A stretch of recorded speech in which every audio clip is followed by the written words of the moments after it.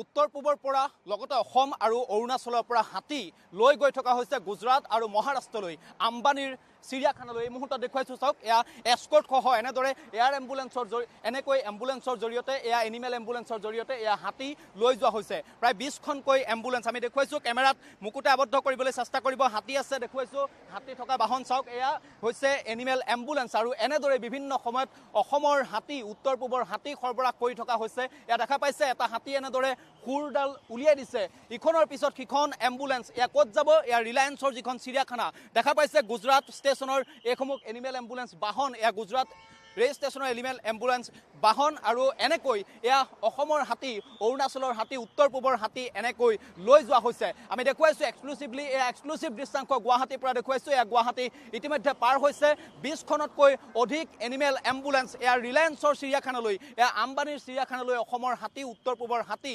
অৰুণাচলৰ হাতী এনেকৈ লৈ যোৱা হৈছে। কটকটীয়া নিৰাপত্তা বেষ্টনীৰ মাজেদি, এস্কৰ্টৰ মাজেদি এয়া অসমৰ হাতী, উত্তৰ পূবৰ হাতী এনেকৈ লৈ যোৱা হৈছে। এয়া কেৱল প্ৰথম নহয়, অসমৰ হাতী, উত্তৰ পূবৰ হাতী এনেকৈ বিভিন্ন সময়ত লৈ গৈ থকা হৈছিল। আৰু এতিয়াও কিন্তু এনেকৈ এই মুহূৰ্তত লৈ যোৱা হৈছে অসম তথা উত্তৰ পূবৰ হাতী, অৰুণাচলৰ হাতী এয়া লৈ যোৱা হৈছে মহাৰাষ্ট্ৰৰ লগতে গুজৰাটলৈ আম্বানীৰ চিৰিয়াখানালৈ, ৰিলায়েন্সৰ চিৰিয়াখানালৈ। দেখা পাইছে এয়া কটকটীয়া এটা নিৰাপত্তা বেষ্টনী আৰু তাৰ মাজত এনেকৈ এয়া হাতীৰ দল লৈ যোৱা হৈছে। সৰ্বমুঠ 23খনকৈ এনিমেল এম্বুলেন্সে লৈ গৈছে এয়া অসম আৰু উত্তৰ পূবৰ হাতী।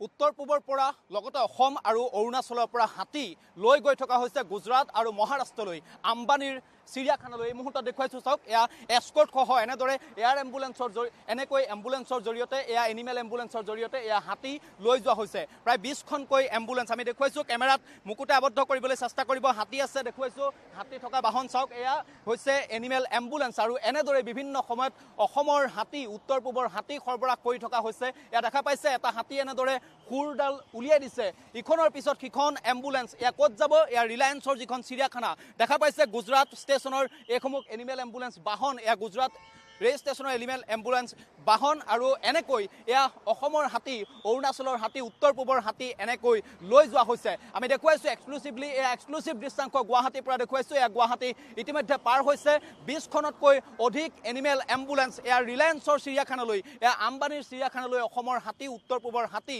অৰুণাচলৰ হাতী এনেকৈ লৈ যোৱা হৈছে। কটকটীয়া নিৰাপত্তা বেষ্টনীৰ মাজেদি, এস্কৰ্টৰ মাজেদি এয়া অসমৰ হাতী, উত্তৰ পূবৰ হাতী এনেকৈ লৈ যোৱা হৈছে। এয়া কেৱল প্ৰথম নহয়, অসমৰ হাতী, উত্তৰ পূবৰ হাতী এনেকৈ বিভিন্ন সময়ত লৈ গৈ থকা হৈছিল। আৰু এতিয়াও কিন্তু এনেকৈ এই মুহূৰ্তত লৈ যোৱা হৈছে অসম তথা উত্তৰ পূবৰ হাতী, অৰুণাচলৰ হাতী এয়া লৈ যোৱা হৈছে মহাৰাষ্ট্ৰৰ লগতে গুজৰাটলৈ আম্বানীৰ চিৰিয়াখানালৈ, ৰিলায়েন্সৰ চিৰিয়াখানালৈ। দেখা পাইছে এয়া কটকটীয়া এটা নিৰাপত্তা বেষ্টনী আৰু তাৰ মাজত এনেকৈ এয়া হাতীৰ দল লৈ যোৱা হৈছে। সৰ্বমুঠ 23খনকৈ এনিমেল এম্বুলেন্সে লৈ গৈছে এয়া অসম আৰু উত্তৰ পূবৰ হাতী।